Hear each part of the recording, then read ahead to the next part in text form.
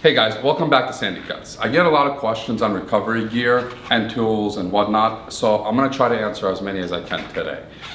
I'm just going to go through what I carry, what I recommend, for what purposes I recommend, and so on. This is going to be first recovery gear, and then we're going to talk about tools. I'll set up another table.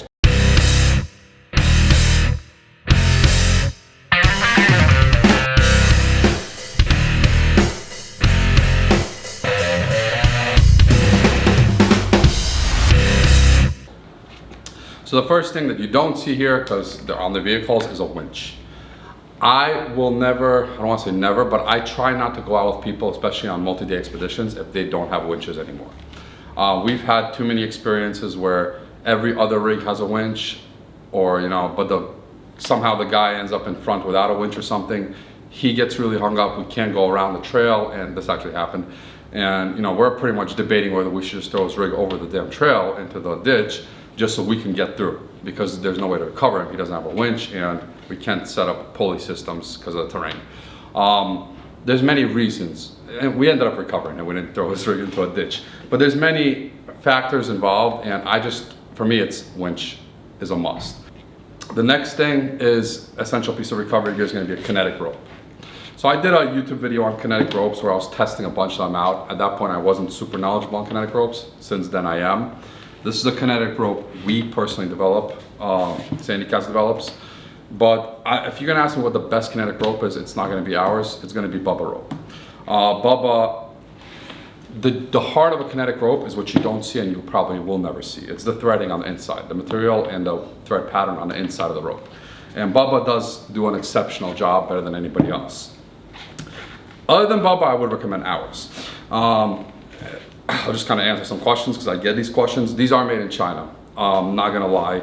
And the reason why is because I didn't want to compete with Bubba. I didn't want to compete with American companies. I am very supportive and I say go buy American if you can afford it, or buy American.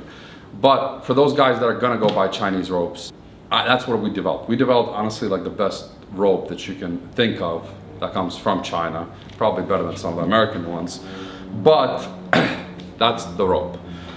And we've done so much testing on this, you don't have to use this once every 10 years, you can use this every day. The next thing is going to be your toe strap. So with a toe strap, it serves a very different purpose than a kinetic rope, and they're both necessary. You can't go out without one, especially in various type of terrain. A kinetic rope has this dynamic effect. It doesn't cause half as much damage to your vehicle that it's attached to, for example, if you're making the pull, but it gives a lot of pressure, a lot of kinetic energy to pull the vehicle out that's stuck. That's good and bad, right? It depends on the situation. If that vehicle's stuck on a boulder field, you don't want that kinetic energy because you don't want it to jerk really hard. You want a slow, controlled pull. If that vehicle is stuck in a mud pit that is, this deep and your tires and axle are under, you don't want that kinetic energy because chances are that mud pit is going to suck your axle and your vehicle is going to pop out without your axle. There you want usually a winch. You want a kinetic rope on sand, you want it on snow, mud, as long as it's not, there's no suction with your axles, for example. There's a lot of applications for a kinetic rope, and sometimes it's essential. It's more important than a winch. I've been in situations where a winch may have made a vehicle roll over, but the kinetic energy helped keep it stable. But on rocks, either a winch or a strap, I want more of a controlled pull. So that's the situation. So I personally carry a 30-foot kinetic rope because when I'm using a kinetic rope, usually there's a lot of space to play around with. It's more open fields. And I usually carry a 20-foot strap because that's usually where you're on a boulder field or something. It's a confined space, so you want to be a little bit closer for that controlled pull. That's my looking at it. Tree savers. By the way, this is ARB. It's old. It's probably 10 years old, but it's still lasting, so can't complain. Tree savers, I don't even know where I got these. Probably Amazon for dirt cheap. And I abused that crap out of them, but because you could tell. But they are still lasting, so no complaints. Why do you need tree savers? Save the trees. But also because if you wrap your winch line or your rope around a tree, for example, or around a boulder, you're risking it tearing through the bark or through the sharp points on the rock. When you have this much of a wide patch, you have much less risk. So it's better for the trees, better for the boulder, but it's also better for your gear as well. I carry two, and there have been times when two wasn't even enough. because the boulder is humongous, and I pull out my tow strap and use this as a tree saver in essence for my Kinetic or for my winch. The next thing we'll talk about is soft shackles. These ones we also developed, Sandy Cats, but these aren't regular soft shackles. I'll talk about them in a second. These are regular ones. And the reason why you want regular ones, don't only buy from me, is because they are thinner, so they will work better in recovery points. This won't even fit in half of the recovery points. It may from this angle, but still, this is more practical. These guys, I tested in my other video too, and I did not see any difference after about a year even. I've looked at these guys after a year since I made that video and used them again, between these and the expensive ones. So $15 Amazon ones, for my experimenting, were as strong as the $50, $60 ones that are the same size, same length, same everything. So buy the $15 Amazon ones. And that's why I don't sell these, because I'm not trying to make money here. I'm just trying to provide a product that is possibly necessary, and I don't have a need to provide this because it's already available on Amazon for 15 bucks. You should have 5 of these, honestly. Maybe 4, but 4 or 5. And they're essential. The reason why you have multiple is, for example, you have a soft shackle to connect a recovery rope, for example, to your vehicle. Then you want to connect that rope to another vehicle. That's already 2 soft shackles, right? You may have to do a redirect, and then you need more soft shackles. You will find a lot of uses for soft shackles. This soft shackle came from the video that I was making. So the video I was making, I had my Jeep there, and I had, another thing you'll notice is I had a helmet on for the first couple of hard pulls, thinking I'm gonna cause damage to the vehicle, but that kinetic energy really works. I didn't bend the frame, which everybody thought I would, and we didn't, set off the airbags, which everybody thought we would, and I ended up taking the helmet off and not even worrying about it because it was so soft. With a good kinetic rope, half of them were not good, but with a good kinetic rope, the pull is so soft, that energy is so well dispersed or whatever, that it doesn't cause that much damage in essence to your vehicle. It doesn't pull as hard as you think it would. Whereas if I had a tow strap on, I would have definitely set the airbags off. But I did end up breaking the shackles on the Jeep. They were very weak shackles. And we either packed up or went home, or we had to get creative. My buddy had a Tacoma there. There was a hitch receiver in the Tacoma, no good recovery points. We ended up taking initially 2 of these guys, tying them together because one was too short, putting it through the hitch receiver, seeing what happens, and it worked. And that gave me an idea. We did about a year of R&D, and we came up with this product. So this kind of eliminates the need of carrying those big metal hitch receiver recovery points and things like that. This goes directly through, all the way through the hitch receiver, and this is, Dyneema type material that, like this specific one has no damage, and we did 20 pulls on the Cadillac with this one. This has, it's like Dyneema type material that is put on with a little bit of play in it so it can move, and you put a 90-degree sharp metal angle on this and it's not gonna cause any damage. By doing that, again, recovery points are way better than a hitch receiver.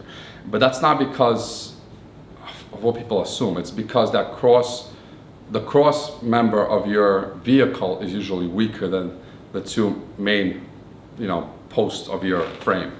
So your shackles are usually connected to a bumper that's connected to those 2 main posts, whereas your receiver is often connected only to that cross member. So it's based on the weight of the cross member. Using another company's metal receiver input is the same thing as using this in essence as far as the rating because of that cross member. Keep that in mind. So again, this is good for the hitch receiver stuff. Just throwing it out there. Next here, air. Actually, no, before I get into air, let me talk about this for a second. So this is a factor 55 pulley. You could use many pulleys. If you're really desperate, you could use like a D-ring and just put the rope through the D-ring. It'll cause more friction, but it'll still work. Really, you should have 3 of these if you're doing a lot of solo off-roading and you have a winch, because with 3 you could pretty much go, you're going forward, you need to pull yourself backwards and your winch is on the front. With 3 you can still do that. I'm not going to go into how, but you can.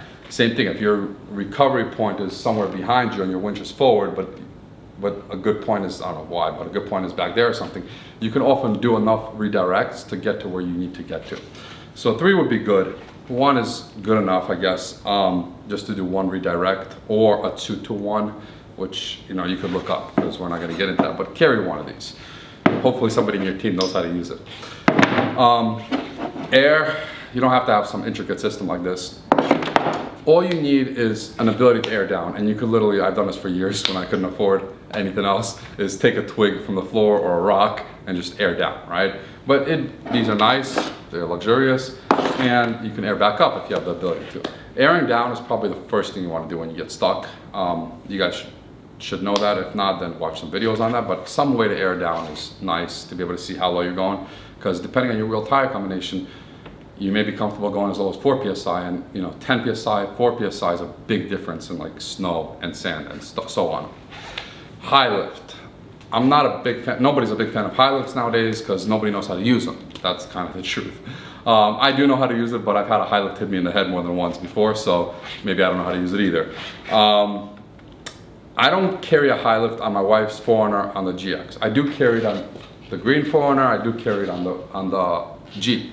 I only carry a high lift when I'm doing hardcore rock crawling or harder off-roading, because if I'm stuck in a boulder field and I got a flat or I got to lift the vehicle up or something, you can't get away with a bottle jack in some cases. But most overlanding situations, you can get away with a bottle jack, and it's much safer. We'll get into bottle jacks in a minute when I pull out the tool gear. But if you do have a high lift, carry a base, be very comfortable knowing how to use it, practice within your garage.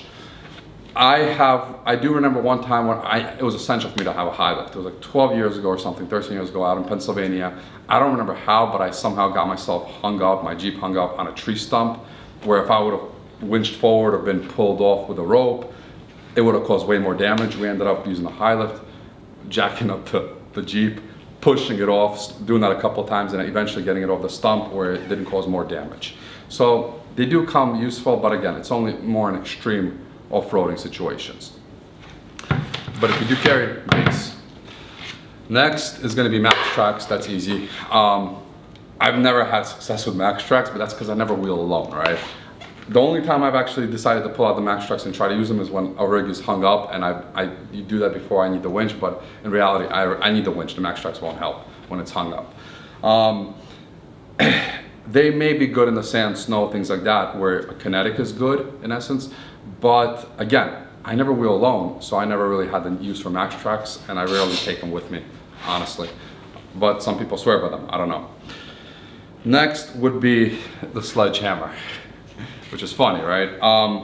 We were on a trail once out in Baja, we got stuck. Long story short, we couldn't go back, we needed to go forward. There was no road going forward, it was a horse trail. And we needed to dig the road. We spent 6 hours building a road. And luckily my buddy had a 20-pound sledge, and we were literally sledgehammering the wall that we were in and using that material to fill up and dig and build a road with shovels. So, and depending on the trip, multi-day trips where I'm going to unknown, like not really highly trafficked trails, that's when I take a sledgehammer. Usually I don't. Same thing with shovels, depends on, how much digging I plan to do. This shovel is made by Dominion Off-Road. It's super light. It's very unique, and I thought it was kind of weird until I used it, and then it made a lot of sense. It kind of works better for certain situations, or a regular shovel. Small shovels are nice to have. Most of the time, you only need a small shovel because you're digging for 5 minutes, right? Something with a hammer on top, multi-use tool is nice. But when we needed a sledgehammer, luckily a couple of my buddies had big shovels, because when we're digging for 6 hours, it sucked digging with these guys. So depending on the terrain, pick what you need. And then this guy. So this is new to me. I haven't used this yet. And the reason why I have this is because I'm in Southern California. So if I'd be up in Oregon, Washington, Alaska, Canada, whatever, I would definitely probably go out and carry my gas-powered chainsaw all the time. In Southern California, we don't have too many trees, and I never thought I'd actually need any type of saw. And then this couple months ago, we were up in Big Bear, and we got stuck. A tree went through our, the panel of our door a little bit, and I couldn't get out. I couldn't go forward, couldn't go back without cutting that tree off. And we had nothing. I mean, I ended up using a kitchen knife to chop the tree off. It worked, but it caused more damage. I wish I would have had this. And from that moment on, the second I got home, I went on Amazon or REI, I bought one of these little guys that don't weigh that much. and I always keep this in the back of the rig. So that's for recovery. Now we're gonna get into tools. Okay, as far as tools is concerned, this is most of my tools. Every setup is gonna be different for various applications. The recovery gear, I told you guys what you do need and what you may need or may not need and so on. I'm gonna do the same thing here. So this is, hydraulic bottle jack with these guys. And here's the thing, the reason I'm happy I'm doing this video, because I haven't actually gone through some of this gear in a year. I just keep it in boxes and throw it in the back of the rig. While I'm doing this video, I realized that my hydraulic bottle jack is leaking, so gotta take care of that. But the point is, you should go through your gear at least once a year to make sure everything is still functional, replace what you need to replace, add what you need to add, right? The reason why the hydraulic bottle jack works really well off-road is because of this guy. It's called the Bottle Jack Buddy. This is for like a probably Dana 44 or an 8.2 Toyota. You can get one for a Dana 60 as well. So if you put a wooden base down, you put your hydraulic bottle jack up, and then you put this on your axle, that's, 90% of the time that's enough to fix, a tire off-road. And that's what I do recommend over a high lift, and I always carry this. The high lift is more for like off-roading, hardcore off-roading scenarios. The next thing you need to get is like a tire patch kit. This one's from Power Tank, it's fancy. I got an Overland Expo for cheap. But to get something that's decent, make sure it has the plugs, make sure it has some kind of like lube. That's very, very important, the lube, trust me. These two components, this makes the hole, this puts the patch in. Some pliers, this has like pliers and air tools that I don't use, has some pliers. I prefer bigger pliers. Learn how to use this. Like, I don't know, find somebody with a hole and patch up their tire, or go put a nail in your tire. Learn how to use this in your garage. Because if you don't know how to use this in your garage, you're gonna have a really hard time on a trail in a stressful situation. These things, sometimes you get lucky and it's easy to use, but sometimes you have a hole in a weird spot or whatever, and you'll find me with a hammer. Literally, half the time I use this, I need to use a hammer. Maybe it's just me, I don't know, but just learn how to use this at least once before you go on a trail, and rely on it. The other things that are super essential is some kind of jump starter, because we plug a lot of things into our batteries, we camp, we wake up in the morning and the battery's dead. Happens all the time. And if nobody in the group has a jump starter or cables, you're really gonna have a bad day. So a jump starter is essential. And in my opinion, like, those three things is the minimal. Everything else here is based on what type of overlanding you do, your skills, your knowledge, and so on. I'm just gonna go through everything really fast. Spare parts. You should know what the weak links are on your rig, and you should carry spare parts. For the Toyotas, I would recommend, unless you're heavily modified, a tie rod and an axle shot, front axle shot. And that's what I carry. And the green one doesn't need these because I have really, RCVs and a Land Cruiser 200, but I carry these for the White 4Runner and for the GX. They both use the same. If you don't know how to change that, probably don't bother carrying it. But really, you should know how to change that out. Essential. This is the only spare part I carry for that rig. Hopefully everything else there is bulletproof. I'm not sure yet, but I'll only figure out if something's not bulletproof after learning, right? This is a steering sector shaft, so I just carry that for that rig. Long story why. I'm not gonna get into it. Next thing is, as far as tools, I carry my garage wrenches. These are gear wrench ratcheting wrenches. I carry these guys. I bought a tool bag on Amazon. They're pretty cheap. And I just transfer it in here whenever I go out, and that's it. And I carry my garage gear wrench, thingies. I'm not good with English. So I just carry my garage tools, honestly, because I like using them. I do carry an impact, it depends. This is just luxury sometimes, but I do have beadlocks, so it's nice to have something like electric impact. All the other spare tools that I carry, most of them, they are, what I like to use in the garage. And so I have a bunch of zip ties. JB weld is nice to have. So is quick steel. A bunch of fuses, nice to have. Some electrical wire and cutters. vice grips. I'm a big fan of vice grips, especially out on the trail. Then oil transfer pump, and I do carry spare oil. Usually I carry like 2 of these guys. These will work good for power steering and for your transmission. And I'll carry 2 quarts of differential fluid because you get it flooded accidentally, something happens. That's just what I carry. I don't really carry motor oil because I never had a need for it on a trail before. I do carry some, I think 3/8 line. This works good for a lot of Toyota parts, transmission and so on, power steering.